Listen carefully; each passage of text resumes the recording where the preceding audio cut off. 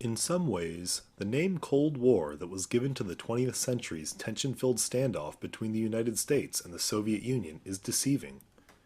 Sure, the United States and the Soviet Union never officially fired shots at each other, but the two states fought numerous proxy wars intending to foster the growth of capitalism or communism in certain parts of the world. When you couple these wars with the continuous spying and espionage the two countries took part in against each other, the Cold War begins to look very hot indeed. One of the main reasons the United States felt the need to fight communist uprisings in several smaller, strategically unimportant nations was the domino theory.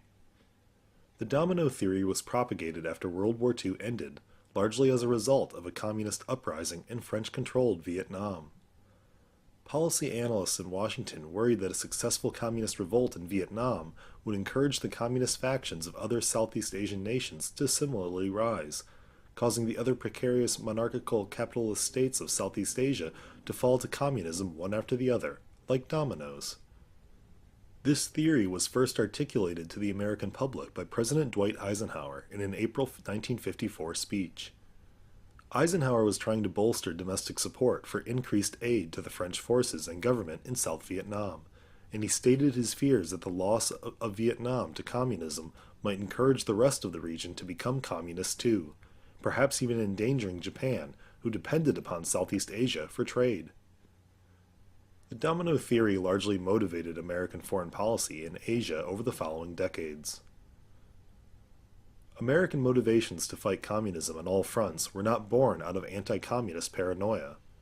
The Soviet Union was actively promoting communism abroad and aiding fledgling communist movements and uprisings in places like Vietnam and Korea. Indeed, even prior to the end of World War II, agents of Soviet Russia were active in China during that country's long civil war, which eventually resulted in victory for Mao Zedong's Communist Party. Furthermore, the Soviet Union called for all communist, Soviet, and Warsaw Pact states to aid one another in maintaining and spreading communism throughout the world. This policy has become known as the Brezhnev Doctrine, named for the Russian premier Leonid Brezhnev, who led the Soviet Communist Party from 1964 to 1982. According to Brezhnev, each communist country was not only responsible for spreading the movement, but also for ensuring that other communist countries did not stray far from the course. Perhaps the most violent example of this policy was the violent crackdown on moderation in Czechoslovakia in 1968. When the Czechoslovakian government attempted to remove barriers to free trade and allow multiple political parties in the country, Soviet troops invaded, killed thousands, including many government leaders, and occupied the country.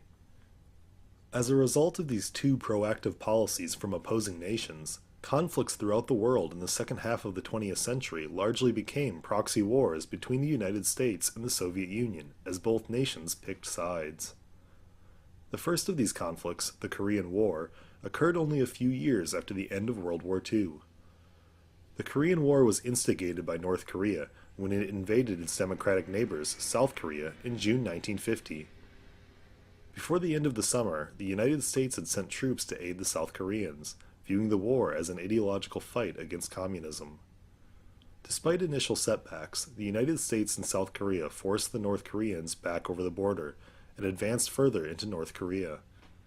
At this point, North Korea's fellow communist neighbors worried what a strong, US-backed South Korea would mean for the balance of politics in East Asia, and China began sending troops and weapons to aid the North Korean war effort. China was especially worried about full-scale war breaking out if U.S. troops crossed the North Korea-China border in its push north. The influx of Chinese reinforcements equalized the war, and the conflict ground to a stalemate. With all sides wanting to avoid World War III, peace talks were started in 1951, and an armistice was signed in 1953.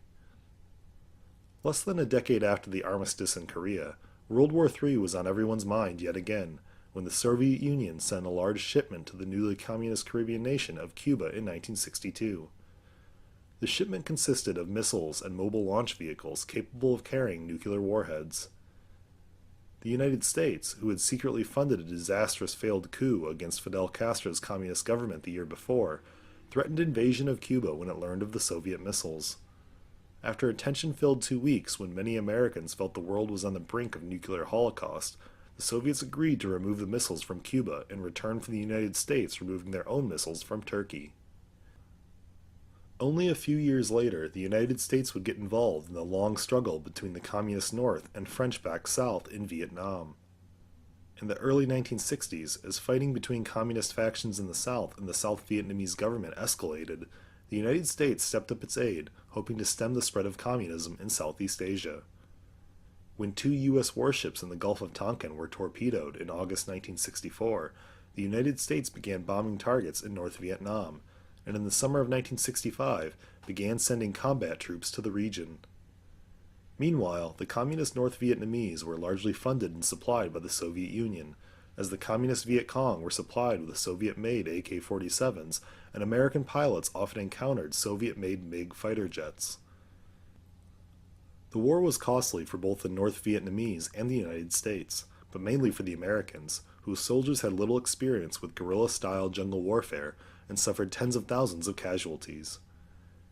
Though peace talks began in the late 1960s, an armistice between the North Vietnamese and the United States was not concluded until 1973. Despite the peace, the North Vietnamese continued their war, uniting all of Vietnam under the communist government when the southern capital, Saigon, fell in 1975. The war was seen as an enormous failure in the United States, where the public was vociferously opposed to the war by its end, and as a victory for international communism. Yet another Cold War proxy battle occurred in Afghanistan later in the 1970s. In 1978, a small Soviet-backed Communist Party overthrew the current government and installed a highly detested communist government. When the people of Afghanistan rose up in opposition, the Soviet Union invaded the country in 1979 to support the fledgling communist state. The Soviets quickly took control of most of the country, though a strong resistance force, the Mujahideen, continued to fight a guerrilla war against the Soviets in the countryside. Hoping to create problems for their Cold War adversary, the United States began secretly funding and training the Mujahideen and helped the Afghans eliminate Russian air power through shipping handheld anti-aircraft missiles to the guerrillas. By the late 1980s, the Soviet occupation was largely a costly failure, and with the Soviet Union itself on the brink of collapse, the Soviet Union withdrew their troops from Afghanistan in 1989. Thankfully, the United States and the Soviet Union or China never fought each other in a full-scale conflict. Many believed the world as we know it may not have survived the conflict. But as these other battles show, the name Cold War may be a bit of a misnomer, as the two sides fought each other, both secretly and openly, in nearly every other international conflict of the post-World War II 20th century. The United States fought in Korea, Vietnam, and elsewhere because its foreign policy in this period largely functioned on the domino theory, and the Soviet Union continuously looked to gather more client states and foster the spread of international communism. Fortunately for us, the proxy wars between the United States and international communism remain contained within the regions where they began.